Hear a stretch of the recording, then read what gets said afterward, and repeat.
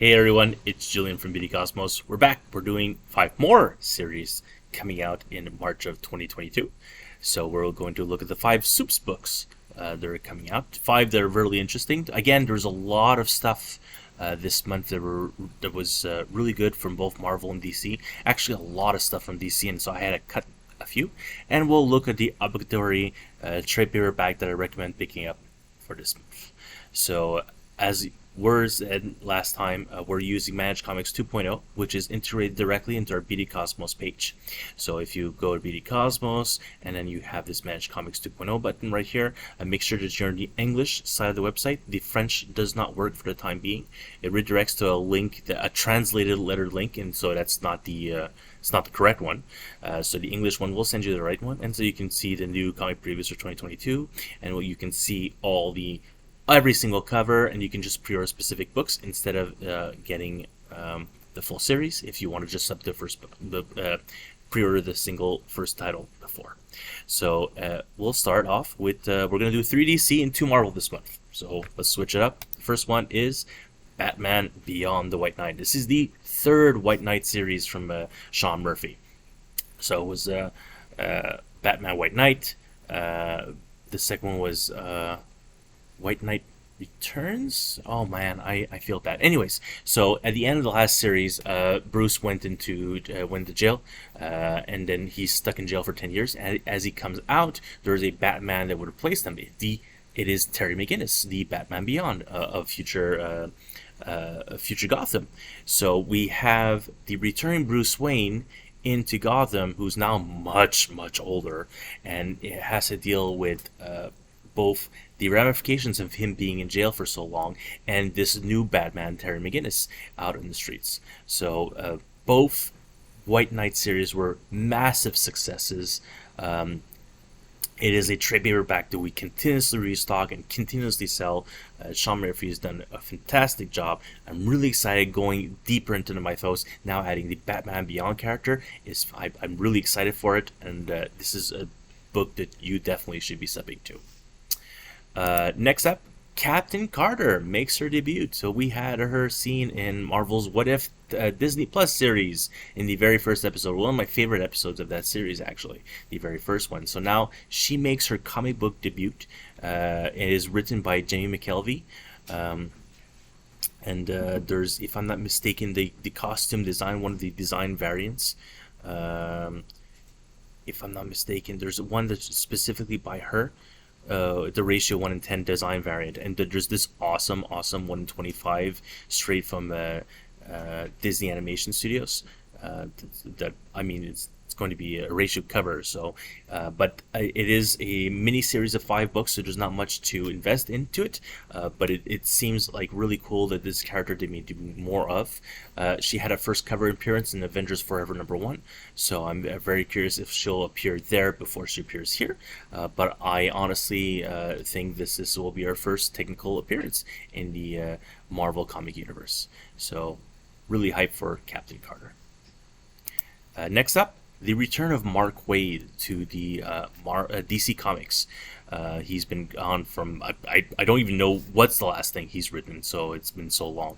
And so he's writing one small part in Detective Comics 1050 to introduce this new Batman Superman ongoing series. So it's called World's Finest this time, whereas last time it was just Batman and Superman. That last run lasted 26 issues, 19 issues, something along those lines, and it did fairly well. We had a lot of subs for it, and I think just the fact that Mark Waid is going to be writing this one, there's going to be a lot more people interested. So the prequel is in Detective Comics 1050. We're bringing a lot of copies of that one, so if you want to read the story before this one comes out, perfectly should be okay. We still have, final cutoff in mid-February, so there's still lots of time to be able to do some research, see what you've liked. Mark Waid has written so many great series, and this is one. He's written some Superman in the past, if I'm not mistaken.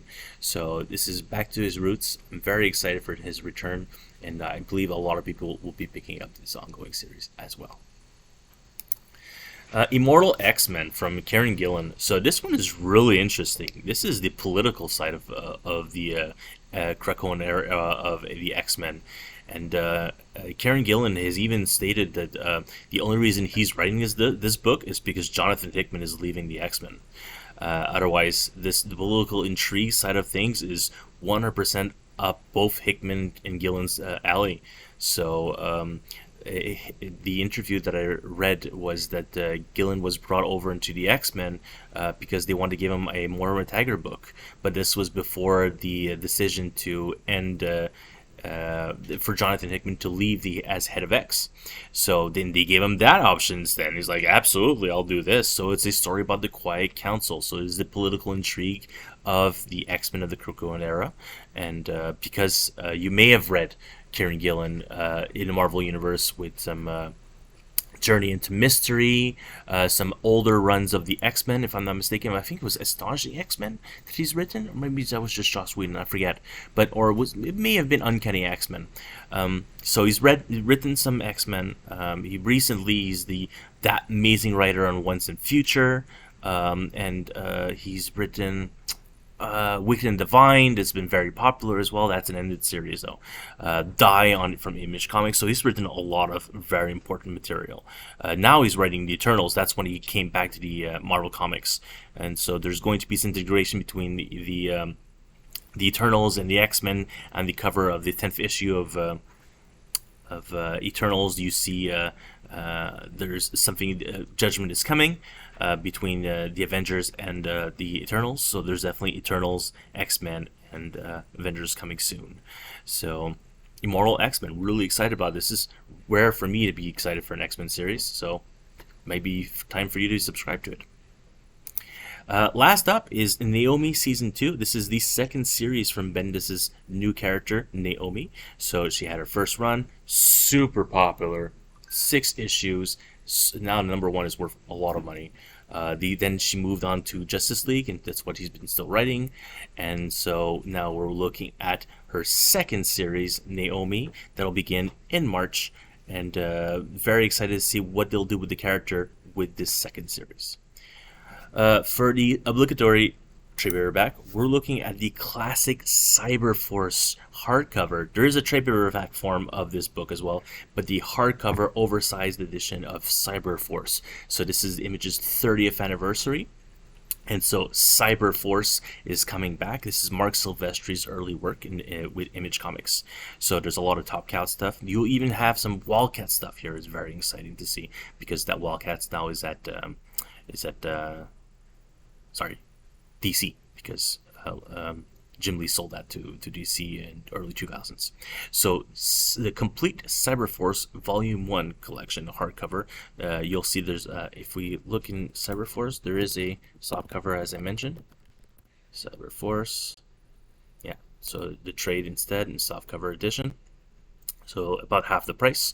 I would definitely pick up the hardcover because it's a better format for long term.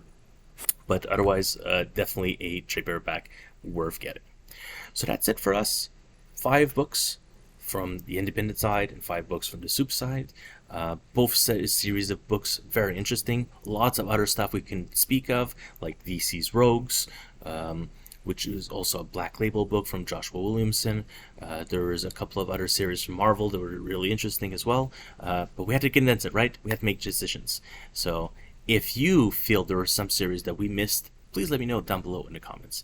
Otherwise, we'll see each other again next month for 10 more books to subscribe to. Otherwise, later this month for 5 specs to look at. Thank you so much, and have yourself a wonderful day, and keep reading.